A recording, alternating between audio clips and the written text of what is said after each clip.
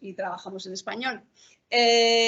Así que, bueno, Julder nos va a hablar del problema de la ponderación de los argumentos narrativos en los discursos políticos.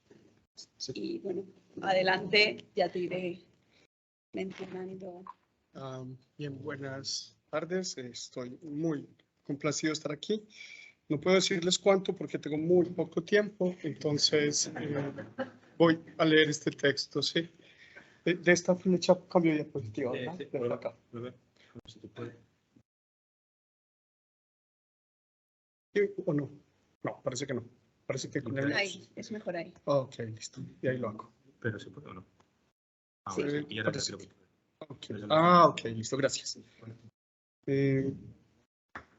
Me ocupo en esta presentación de la ponderación de argumentos narrativos que contribuyen a la delimitación o al enmarcado de problemas en la argumentación política y apelan a distintos criterios o dimensiones. Mi propósito es distinguir el tipo de ponderación del que se trata y señalar algunos aspectos que valdría la pena tener en cuenta. Este tema y este propósito me parecen de interés por dos razones. La primera es que elaborar criterios y procedimientos para evaluar y ponderar argumentos es uno de los cometidos de la teoría de la argumentación. La segunda es que, si tenemos el propósito de ayudar al desarrollo de competencias de pensamiento crítico para la democracia en nuestros estudiantes, una de las cosas que podemos hacer es enseñarles cómo ponderar argumentos políticos en general y cómo ponderar argumentos narrativos en particular.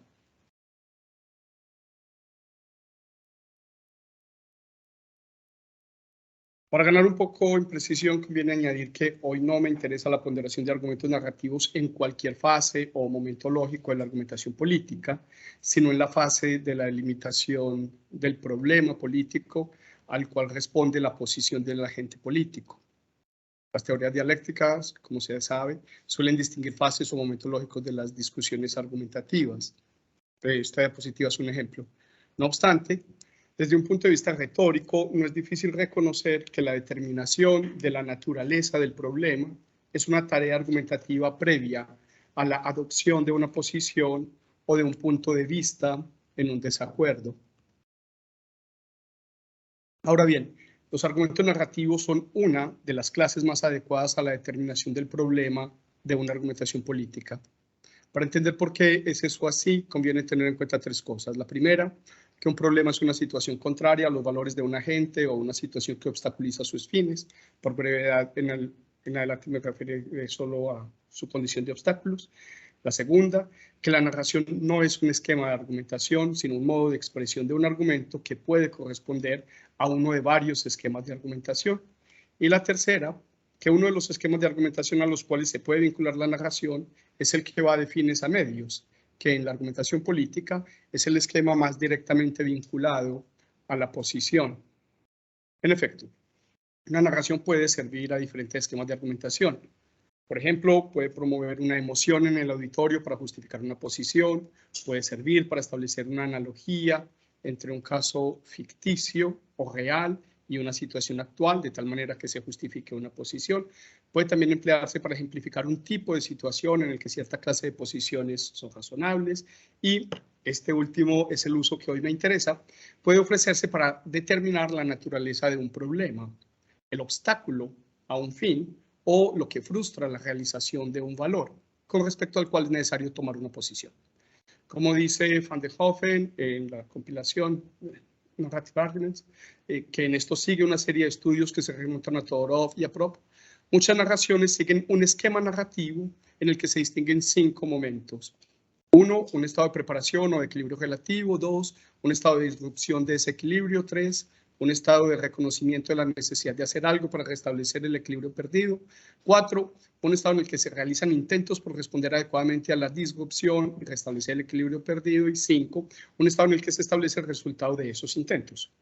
En virtud de ello, una narración puede provocar una inferencia o razonamiento que, partiendo de ella, concluye o justifica la determinación como problema de cualquier elemento que instancie la función narrativa de disruptor del equilibrio. Así, por ejemplo, en la transcripción del discurso proferido por Iván Duque Márquez, presidente de la República de Colombia, el 28 de abril de 2021 puede leerse, les voy a leer rápidamente. Hoy hemos tenido el día de más decesos por COVID-19 desde que empezó esta pandemia. Concentrados en 5 municipios, más del 67% de estos casos. Hemos tenido un número importante de casos, pero también vemos cómo se avanza en la vacunación. No obstante, tenemos que ser muy conscientes de que esta y las próximas semanas son semanas retadoras por el comportamiento del virus. La circulación viral puede ser amenazante y las aglomeraciones de hoy pueden ser las UCI que se estarán solicitando 2 semanas más adelante. Entendemos el derecho constitucional para la expresión pacífica de los ciudadanos y vemos que la sociedad colombiana ha entendido los riesgos y los retos. Pero también lo que hemos visto el día de hoy en muchos lugares es vandalismo criminal. Es atentar contra la infraestructura, contra los negocios de otras personas, contra los medios de comunicación. Y la violencia no nos va a resolver ninguno de los retos que tenemos que enfrentar como país. Hasta ahí la cita. En esta narración, la situación de equilibrio relativo es una en la cual el país se está vacunando contra la COVID-19. El elemento disruptivo de esa situación está constituido tanto por las aglomeraciones, entre comillas, cuanto por el vandalismo criminal, entre comillas. Y la conclusión que esto puede provocar es que las aglomeraciones son un obstáculo o un problema con respecto a los fines de la salud pública, así como el vandalismo criminal es un obstáculo al ejercicio del derecho a la propiedad privada. Por brevedad, no voy a referir solo a las aglomeraciones en lo que sigue. Esto podría expresarse así. Dato del equilibrio relativo, yo no sé si me pase algo. No creo que me haya pasado. Dato del equilibrio relativo, el país se está vacunando, dato del elemento disruptivo, se empezaron a presentar aglomeraciones que, contrario a lo que se busca con la vacunación, incrementan la circulación viral. Garantía o ley inferencial, lo que obstaculiza un fin es un problema con respecto a ese fin. Pretensión o conclusión, las aglomeraciones son un problema o un obstáculo con respecto a los fines de la vacunación. La determinación del problema no es todavía una posición, sino una pretensión subordinada argumentativamente a la justificación de una posición. Esta subordinación se consigue gracias a que mediante un razonamiento instrumental es posible pasar de la determinación de un problema a la elección de un medio, a la justificación de una posición. En efecto, si un problema es el obstáculo a un fin y la supresión de los obstáculos es una condición necesaria para alcanzar los fines, entonces la mejor forma de suprimir los problemas es también la mejor forma de alcanzar los fines. En nuestro ejemplo, esto debería dar... espero que sí, bueno, yo creo que me desfasé. Sí. No, aquí. Dato del obstáculo, las aglomeraciones son un obstáculo con respecto al fin de la vacunación. Garantía o ley de paso, suprimir las aglomeraciones es una condición necesaria para alcanzar el fin de la vacunación. Posición, hay que, me comprometo a, haga usted lo necesario para suprimir las aglomeraciones. Pasando ahora a la evaluación. Recordemos que esta puede tener 3 formas, estoy siguiendo aquí en buena lógica. Objeción, alguien puede tener razones para negar que las aglomeraciones que se presentaron mientras que el país estaba vacunando o que sean un obstáculo para el fin de la vacunación. Recusación, alguien podría tener razones para negar que lo que obstaculiza un fin es un problema o que la supresión de los obstáculos es una condición necesaria para alcanzar los fines. Y refutación. Alguien podría aceptarlo todo menos la posición por alguna razón no considerada en el discurso de Iván Duque Márquez. Es decir, porque conoce otro argumento con una posición incompatible con la de Iván Duque y juzga que ese otro argumento es más fuerte. Aquí hay 2 posibilidades. Primera, ese otro argumento que la opositora de... Voy a seguir con las iniciales. IDM juzga más fuerte, puede ser otro argumento de otro tipo, no narrativo. Por ejemplo, puede ser un argumento de normas a compromisos. Dato normativo, los ciudadanos tienen derecho a protestar. Ley inferencial, el presidente está comprometido a garantizar el ejercicio de los derechos ciudadanos. Posición, el presidente está comprometido a garantizar el ejercicio ciudadano de la protesta. Cuando este es el caso, la ponderación es intercategorial y una de las cosas que hay que hacer es determinar jerarquías entre tipos de argumentos. Esto es contestar preguntas como: ¿los argumentos que proceden de normas son institucionalmente más importantes que los narrativos o los narrativos son institucionalmente más importantes que los que proceden de normas? Pero la que hoy me interesa es una segunda posibilidad. Ese otro argumento de la opositora de IDM, que la opositora considera más fuerte, puede ser del mismo tipo. Puede ser otro argumento narrativo. Consideremos, a la manera de un ejemplo, uno de los argumentos presentados por Tania Tapia, periodista de 070, que es un periódico colombiano. Comillas, Como pasó en 2019, este paro nacional empezó como una convocatoria a las principales centrales obreras en el país, a la que la erradicación de una nueva reforma tributaria, la tercera de Iván Duque, le metió gasolina. El proyecto ha recibido críticas de casi todos los sectores sociales y políticos porque incluye medidas que parecen empobrecer más a los ya pobres y enriquecer a los de siempre. Pero la convocatoria a la movilización se cruzó con la crisis del tercer pico de la pandemia y ahora gobiernos y autoridades piden cancelar la marcha, aplazar la urgencia de los reclamos, respaldados a última hora por la orden de un juez. En esta narración, la situación de equilibrio relativo es una en la que las principales centrales obreros del país están convocando desde tiempo atrás a un paro nacional, cuyo sentido de urgencia es acrecentado por un proyecto gubernamental de reforma tributaria. El elemento disruptivo con respecto a esa situación está integrado por el gobierno y las autoridades que piden cancelar las marchas y aplazar los reclamos para atender las necesidades de la pandemia. Y la conclusión que esto puede provocar, anunciada en el exordio del texto de la periodista que no cité, es que la petición de cancelar el paro resulta desproporcionada. Ese argumento puede expresarse como sigue. Dato del equilibrio relativo, el país venía en un proceso de protestas y reclamos sociales. Dato del elemento disruptivo, el gobierno pide aplazar los reclamos para atender la pandemia. Garantía o ley diferencial, lo que obstaculiza un fin es un problema con respecto a ese fin. Pretensión, la petición del gobierno es un obstáculo con respecto al fin de los reclamos sociales. De esta pretensión es fácil pasar a una posición tomando la pretensión anterior como dato y articulándola como sigue. Garantía o ley inferencial, desatender la petición del gobierno es una condición necesaria para el fin de los reclamos sociales. Posición, haga usted lo necesario para desatender la petición del gobierno. Ahora se plantea la cuestión de ponderación. ¿Cuál de estos argumentos es más fuerte? ¿El de IDM o el de TP? Nótese que estos argumentos comparten el modo de expresión, son narraciones, comparten el esquema narrativo que Van der Hoeven hace remontar a los estudios de Propp y Todorov, y comparten sus dos esquemas argumentativos, el primero de los cuales concluye la determinación de un problema a partir de un estado de equilibrio relativo, mientras el segundo justifica una posición a partir de la determinación de un problema. No obstante, nótese también que mientras el argumento de Iván Duque Márquez, el presidente, atiende a la dimensión de la salud, el argumento de Tania Tapia atiende a la dimensión del reclamo social. Cuando se trata de ponderar argumentos que apelan a distintas dimensiones de un problema, es necesario establecer cuál de los valores asociados a las distintas dimensiones es más importante. De hecho, la contraposición de argumentos narrativos que he adoptado como ejemplo puede requerir precisamente esto para ser resuelta. La asignación de un mayor grado de importancia a un término que al otro aporta lo que Hans Hansen denomina premisa de balance o razón de balance. ¿Quién afirma? Estábamos haciendo A cuando ocurrió que B, por tanto C, se compromete con que 1, A es un estado de equilibrio relativo, 2, B es un evento o elemento disruptivo, 3, C es un restablecimiento necesario. Y en estos casos se puede oponer una narración en la que los términos cambian de lugar y sugieren una posición diferente. Estábamos haciendo B cuando ocurrió que A, por lo tanto, C'. Cuando aún estábamos haciendo A cuando ocurrió que B, se le opone un estábamos haciendo B cuando ocurrió que A, la contradicción no gira en torno a qué estábamos haciendo, ni a qué ocurrió, sino a qué es más importante. Así, la ponderación de los argumentos narrativos o la construcción de un meta-argumento narrativo, si me permiten llamarle así, tiene la siguiente forma.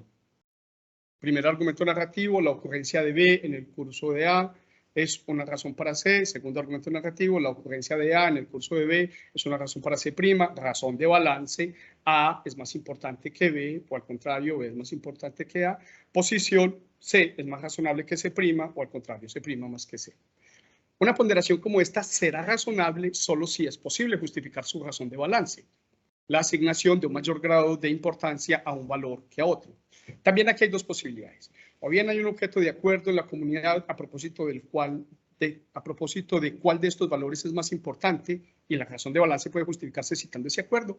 O bien esos dos valores tienen un mismo nivel de importancia en la comunidad y hay que justificar una nueva jerarquía provisional o permanente. Esto último, a su turno, cuando es necesario, puede conseguirse directamente ponderando las consecuencias negativas, contestando preguntas del tipo ¿qué es peor? que se incremente el número de las solicitudes de camas en cuidados intensivos o que se posterguen los reclamos sociales. No obstante, en la elaboración de una respuesta satisfactoria a esta pregunta, podemos encontrar que algunas consecuencias no son negativas para todos los miembros de la comunidad y que otras no lo son en el mismo grado. Si las consecuencias no son negativas para todos o no lo son en el mismo grado, entonces no se puede conducir razonablemente la discusión argumentativa como una deliberación acerca de qué debemos hacer como comunidad para resolver un problema común, sino que, para ser razonable, la discusión debería ser conducida como una negociación acerca de cuál es el modo menos insatisfactorio de resolver un conflicto de intereses entre miembros de una misma comunidad. Ahora bien, al proceder como lo he hecho en la ponderación de los argumentos narrativos que determinan la naturaleza de un problema, he permanecido dentro de los marcos que los argumentadores le imponen al problema. Pero también podríamos ponderar esos marcos, intentar establecer cuál es más fuerte y aprender a elaborar a partir de ello una refutación. Para esto, sin embargo, debemos comentar muy brevemente la función argumentativa del enmarcado. El uso que estoy haciendo del concepto de marco es metafórico, porque me estoy refiriendo a argumentos no visuales, sino verbales. Pero es una metáfora bien conocida en ciencias sociales, humanidades y teoría de la argumentación. Esta metáfora condensa una analogía según la cual el marco o el encuadre es a la pintura y a la fotografía, lo que el conjunto de los referentes y sus relaciones es al argumentador, a saber, el producto de una decisión orientada a un fin. En efecto, así como un fotógrafo decide qué excluye, qué incluye, qué lugar quiere asignar a lo que incluye y qué relaciones se enfatiza entre los elementos que incluyen el encuadre, asimismo, quien determina verbalmente la naturaleza de un problema político con respecto al cual ha de tomar una posición, excluye, incluye y enfatiza relaciones entre elementos que incluye en su discurso. Así que la determinación argumentativa de un problema puede ser ponderada, puede ser considerada mejor o peor que otra en atención a lo que excluye, a lo que incluye y a cómo elabora las relaciones entre los referentes incluidos. Con esto no quiero sugerir que haya respuestas previas a la discusión para preguntas como cuántos y cuáles son los tipos de agentes, acciones y relaciones entre agentes que deberían ser tenidos en cuenta. La respuesta a este tipo de interrogantes son productos de la discusión argumentativa, o más precisamente de la ponderación. Hemos visto que dos argumentos narrativos pueden justificar posiciones incompatibles entre sí por el modo en que ordenan o disponen los eventos narrados, por la asignación de las funciones de estado de equilibrio y evento disruptivo. Ahora, haciendo uso del concepto de marco, podemos apreciar otras elecciones que también tienen fines argumentativos. Comenzando por los agentes, podemos preguntar qué agentes se presentan en cada narración, qué función argumentativa tiene su presencia. Y bueno, podemos hacer las dos preguntas. Volviendo a nuestro ejemplo, podemos encontrar que en el discurso de IDM no hay centrales obreras, no hay paro nacional, no hay reforma tributaria, que sí está en el DTT, y en el DTT no hay UCI, no hay casos concretos de COVID. También las relaciones entre agentes importan. En el discurso de IDM hay unos otros que hemos tenido decesos, que tenemos que ser conscientes del virus, que vamos progresando, pero que vemos vandalismo, y en el caso de TT hay una sociedad dividida entre sectores políticos, entre sectores sociales, y hay dificultades y conflictos económicos. El primer argumento es refutable porque excluye de su marco la multiplicidad de sectores sociales y políticos, ese es el de Iván Duque, porque oblitera la pugnacidad de la situación política. El segundo es refutable porque oblitera las situaciones concretas de la pandemia y oblitera el vandalismo. También podríamos considerar y aprender a formular otras preguntas. Por ejemplo, ¿son los agentes, las acciones y las relaciones entre agentes presentados en los discursos que se contraponen todos los que deberíamos considerar si quisiéramos articular toda la información disponible sobre el problema en el entorno cognitivo? No es posible anticipar respuestas a estas preguntas antes de la discusión, pero sí se puede sugerir que en ponderación el argumento narrativo más fuerte será aquel al cual se asocian justificaciones aceptables de lo que incluye y excluye. Muchas gracias.